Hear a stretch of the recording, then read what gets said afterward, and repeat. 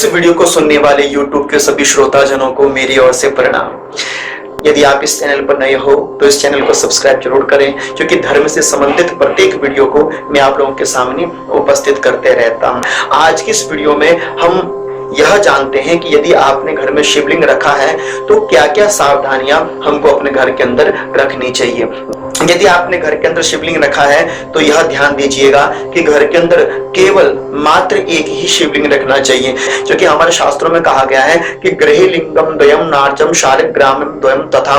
घर के अंदर दो शिवलिंग, दो शालिग्राम नहीं रखने चाहिए, केवल एक ही शालिग्राम और एक ही शिवलिंग अपने घर के अंदर रखने चाहिए और विधिवत पूर्वक उनकी पूजा करनी चाहिए। दूसरा, शिवलिंग का जो मुख है वो उत्तर की ओर होना चाहिए। क्यों होना चाहिए, इसके विषय में मैंने पूर्व में एक वीडियो बनाई थी। यदि आपने नहीं देखी है तो डिस्क्रिप्शन में लिंक है, आप वहां जाकर भी उसको सुन सकते हैं। तीसरा, यदि आपने घर के अंदर शिवलिंग रखा है तो इस बात की सदा सावधानी रखिएगा कि अशुद्धता में कभी भी शिवलिंग का स्पर्श नहीं करना चाहिए। चौथा, यदि जो स्त्रियां शिवलिंग की पूजा करती हैं, यदि वो मासिक धर्म में आ जाती हैं, यदि महीने की अशुद्धि उनको होती है तो उनको शिवलिंग या मंदिर में नहीं जाना चाहिए, शिवलिंग स्पर्श नहीं करना चाहिए। चौथी बात, यदि आपने घर के अंदर शिवलिंग रखा है तो इस बात को सदा ध्यान में रखिएगा कि शिवलिंग के ऊपर जलधारा गिरती रहनी चाहिए। एक स्टैंड मार्केट पर प्राप्त होता है, आप वीडियो में देख सकते हैं। ऐसा स्टैंड लेकर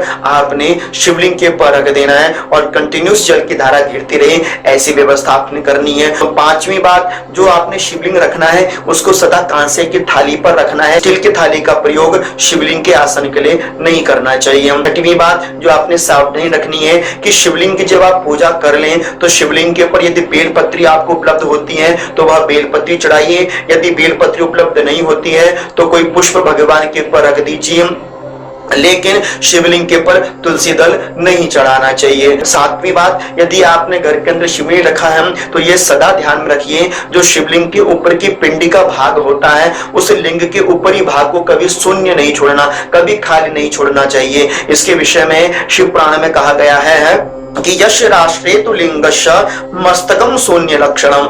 पिंडी के ऊपर का भाग जो शून्य रखा जाता है वह शुभ संकेत नहीं माना जाता, उसमें पुष्प इत्यादि, अक्षत इत्यादि या फिर तिल इत्यादि रख देने चाहिए। आठवीं बात, यदि आपने घर में शिवलिंग रखा है तो कभी भी सिंदूर, लाल सिंदूर जो होता है उसे कभी भी शिवलिंग को नहीं चढ़ाना चाहिए। शिवलिंग पर या तो भस्म चढ़ती है या चंदन ही चढ़ता है। चिता भस्मा लेपो करलमसनम दिक्पट धरो, जहां पर भी आप पढ़ लीजिए भस्म की ही महिमा है, इसलिए महादेव पर या धूप की भस्म हो वह सर्वोत्तम है या अग्नि की भस्म हो वो सर्वोत्तम है। यदि आपको भस्म प्राप्त नहीं होती है तो आप शिवलिंग पर जो चंदन होता है, लकड़ी वाली चंदन, उसको ही घिस के महादेव पर अर्पण करें। और नौवीं बात, यदि आपने घर में शिवलिंग रखा है तो शिवलिंग सदा ईशान कोण में रखें और उत्तर की ओर मुख करके रखें। नौवीं बात, यदि आपने घर में शिवलिंग रखा है तो शिवलिंग के साथ चांदी का नाग या तांबे का नाग अवश्य लगा होना चाहिए। 10वीं बात, घर में शिवलिंग भी रखें और साथ ही साथ जो भगवान महादेव का शिव परिवार होता है उसको भी अपने मंदिर में जरूर स्थापित करें। 11वीं बात, यदि आपने घर में शिवलिंग रखा है तो नित्य महादेव का अभिषेक या नित्य महादेव का स्नान जरूर कराना चाहिए।